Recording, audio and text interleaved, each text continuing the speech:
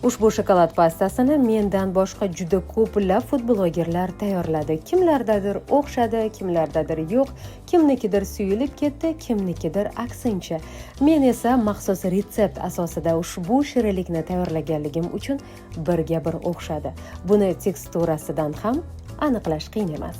Ushbu shokolad pastasini retseptini izohda batafsil grammigacha yozganman.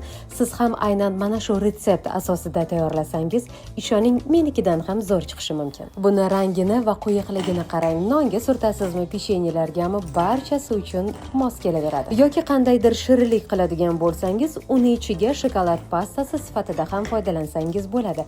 Albatta, keyingi retseptimda xuddi shunday tayyorlagan shirinligimni joylab qo'yaman. Ko'rib turganingizdek, ishni allaqachon boshlab yuborganman. Uyingizda bor pechenyelarni yaxshilab maydalab olasiz va bundan tashqari xohlasangiz qora, xohlasangiz sutli shokoladni ham maydalab ustidan tashlab qo'yasiz. Bittagina narsaga e'tibor berishingizni istardim. Agar shokolad pastangiz suyuq chiqishini xohlasangiz, 200 gram pechenye yetadi.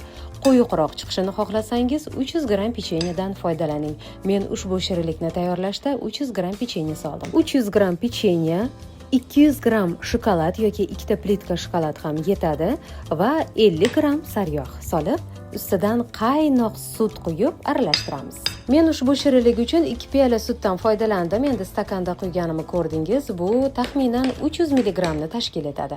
Albatta, sutingiz qaynab turgan bo'lishi kerak, shundagina masalliqlarni eritishda qiynalmaysiz. Mana qoshiq yordamida issiq sut quyganim uchun masalliqlar eridi. Endi blenderda bir xil silliq massa bo'lguncha bemalol aralashtirish mumkin. Aytgancha, agar sizda qo'l blenderingiz bo'lmasa, ya'ni ruchnoy blender bo'lmasa, bemalol chopperda ham ushbu masalliqni tayyorlashingiz mumkin. Unda yana ham tezroq va osonroq bo'ladi. Agar chopperingiz ham bo'lmasa, qoshiqning yordamida ham bemalol aralashtiraverasiz, faqatgina masalliq silliq chiqmasligi mumkin.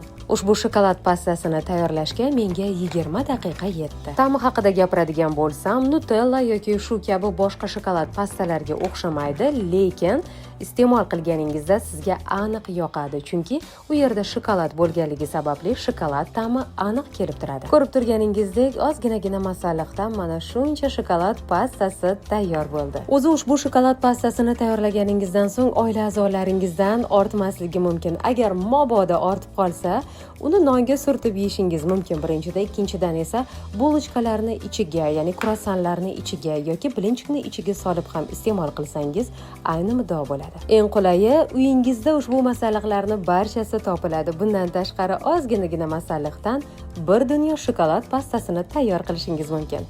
Albatta qilib ko'ring va yerliklarga ham ulashib qo'ying. Hurmat bilan, Qunduzxon Abdullayeva. Desert yoqqan bo'lsa, like va izohlarda fikringizni kutaman.